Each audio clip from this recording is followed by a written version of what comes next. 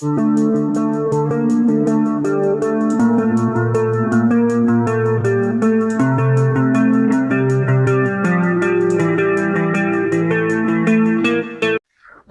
नम्रता आज रेसिपीमध्ये आपले खूप स्वागत.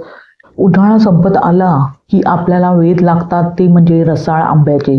पण आंबा तर फक्त काही महिनेच मिळतो, मग वर्षभर किंवा अगदी 6 महिने आमरसाची तीच अस्सल चव कशी घ्यायची?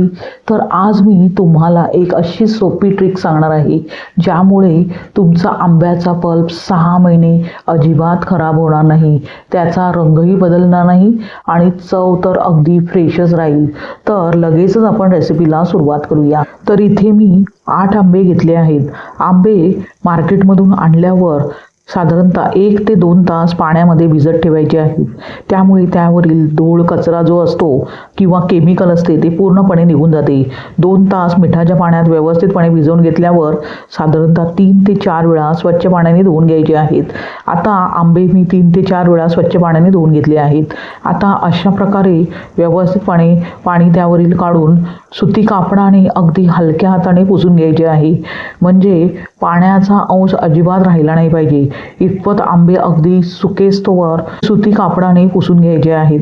पाहू शकता, एक आंबा मी अगदी व्यवस्थितपणे पुसून घेतला आहे. अशाच प्रकारे जे बाकीचे आपण आंबे घेतले आहेत ते अगदी व्यवस्थितपणे सुती कापडाने पुसून घेणार आहोत. पाहू शकता, सर्व आंबे मी अगदी व्यवस्थितपणे पुसून घेतले आहेत. अजिबात त्यामध्ये पाण्याचा अंश राहिला नाही पाहिजे इतपत सुती कापडाने हलक्या हाताने पुसून घ्यायचे आहेत. आता लगेचच हे आंबे व्यवस्थितपणे कापून त्याचा गर काढून घेऊया. प्रथम आपण आंब्याचा देठ कापून घेऊया. त्यानंतर अशा प्रकारे फोडी करून घेतल्यावर उभ्या आडव्या चिरा द्यायच्या आहेत आणि अशा प्रकारे सुरीच्या साहाय्याने पल्प काढून घ्यायचा आहे. पाहू शकता, एक आंब्याचा पल्प मी काढून घेतला आहे. अशाच प्रकारे जे राहिलेले आंबे आहेत त्याचाही पल्प मी अगदी व्यवस्थितपणे काढून घेत आहे. सुरी अगदी अजिबात त्याच्यामध्ये पाण्याचा अंश राहिला नाही पाहिजे. सुरी ही सुकीच घ्यायची आहे, म्हणजे आपला आंब्याचा पल्प 6 महिन्यापेक्षा जास्त टिकतो. इथे पाण्याचा आपण अजिबात वापर करणार नाही आहोत. अशाच प्रकारे सर्व आंब्याच्या फोडी करून व्यवस्थितपणे गर काढून घेऊया. पाहू शकता, सर्व आंब्याचा गर मी व्यवस्थितपणे काढून घेतला आहे. इथे जी आपण प्लेट घेतली आहे त्याच्यामध्येही सुकी प्लेट घेतली आहे, पाण्याचा अजिबात अंश नाही आहे. आता मिक्सरचे भांडेही आपण इथे सुकेच घेतले आहे, त्यालाही अजिबात पाण्याचा अंश लागला नाही पाहिजे, नाहीतर जो आपण पल्प बनवत आहोत तो खराब होण्याची शक्यता असते. सर्व जिन्नस सुकेच घ्यायचे आहेत, म्हणजे ड्राय जिन्नस घेतल्यामुळे व्यवस्थितपणे हा पल्प टिकण्यास मदत होते. आता अशा प्रकारे थोडा थोडा करून मिक्सरच्या भांड्यात आपण हा गर घालूया आणि मिक्सरच्या भांड्याचे झाकण लावून प्रथम पल्स मोडमध्ये फिरवून घ्यायचे आहे. त्यानंतर व्यवस्थितपणे अगदी स्मूथ पेस्ट होईस्तोवर आपण हा आंब्याचा गर व्यवस्थितपणे फिरवून घेणार आहोत. पाहू शकता, परफेक्ट असा आंब्याचा पल्प आपण तयार करून घेतला आहे. अगदी स्मूथ टेक्स्चर आले आहे. आता ते आपण कढईत काढून घेऊया, कारण हा पल्प आपण व्यवस्थितपणे गरम करून घेणार आहोत, म्हणून कढईत मी काढून घेत आहे.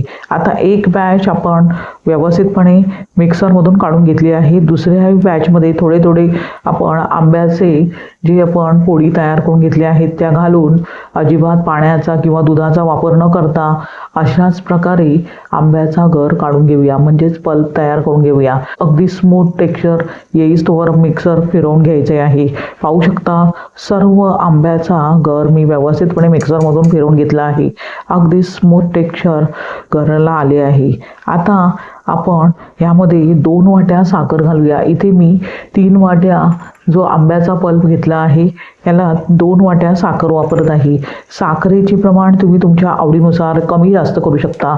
साखर घातल्यावर अशा प्रकारे चमच्याने हलक्या हाताने एकजीव करून घेऊया आणि हे मिश्रण आपण गॅसवर ठेवणार आहोत. आता गॅसवर ठेवल्यावर गॅसची फ्लेम लो टू मीडियम करत सतत ढवळून, अगदी तळाशी चिकटणार नाही, कडेने अशा प्रकारे सतत ढवळून हा पल्प अगदी ट्रान्सपरंट होईस्तोवर आणि त्याला चकाकी येईस्तोवर व्यवस्थितपणे शिजवून घेऊया. त्यामुळेच हा जो आपण मँगो पल्प बनवत आहोत तो 6 महिन्याच्या वर आरामात टिकतो. आता अशा प्रकारे गॅस मीडियम ठेवून व्यवस्थितपणे साखर विरघळून घेऊया. पाहू शकता साधारणतः 2 ते 3 मिनिटानंतर साखर व्यवस्थितपणे विरघळली आहे आणि जो आंब्याचा पल्प आहे त्याला अगदी चकाकी आली आहे. म्हणजे साखर विरघळल्यावर चकाकी आली आहे. अजून ती व्यवस्थितपणे साधारणतः 3 ते 4 मिनिटे हा गर व्यवस्थितपणे शिजवून घेऊया. पाहू शकता गर अगदी व्यवस्थित शिजला आहे आणि बुडबुडी येत आहे. अशा प्रकारे बुडबुडे आल्यावर पाहू शकता परफेक्ट असा मँगो पल्प आपण तयार करून घेतला आहे. आता लगेचच गॅस बंद करूया आणि हा पल्प जो आपण तयार करून घेतला आहे तो गॅसवरून उतरून पूर्णपणे फॅन खाली थंड करून घेऊया. त्यानंतर पूर्णपणे थंड करून घेतल्यावरच आपण एकदम एअरटाईट कंटेनरमध्ये भरून घेणार आहोत.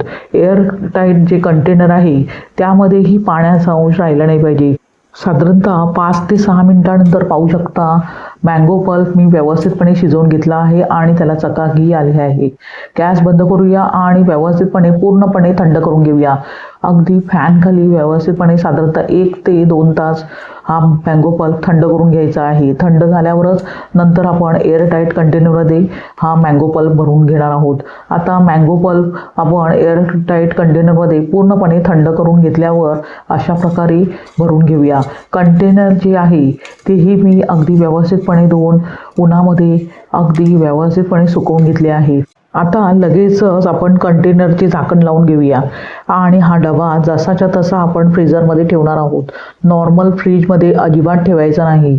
जर आमरस टिकवायचा असेल तर फ्रीजरमध्येच हे जे आपण मँगो पल्प तयार करून घेतला आहे तो तसाच्या तसा ठेवायचा आहे आणि जेव्हा हवा आहे तेव्हा खाण्याच्या आधी 2 तास डबा फ्रीजरमधून बाहेर काढायचा आहे आणि नंतर फ्रेश आपण जो मँगो पल्प तयार करून घेतला आहे त्याचा वेगवेगळ्या प्रकारे उपयोग करायचा आहे. म्हणजेच तुम्ही आमरस म्हणून त्याचा उपयोग करू शकता किंवा तुम्ही त्याचे मोदक बनवू शकता, बर्फी बनवू शकता किंवा तुम्हाला जे हवे आहे ते पदार्थ बनवून त्याचा आस्वाद घेऊ शकता. आहे ना एकदम सोपी ट्रिक. मग या उन्हाळ्यात नक्की हा पल्प स्टोअर करा आणि पावसाळ्यात किंवा दिवाळीतही आमरसाचा आनंद घ्या.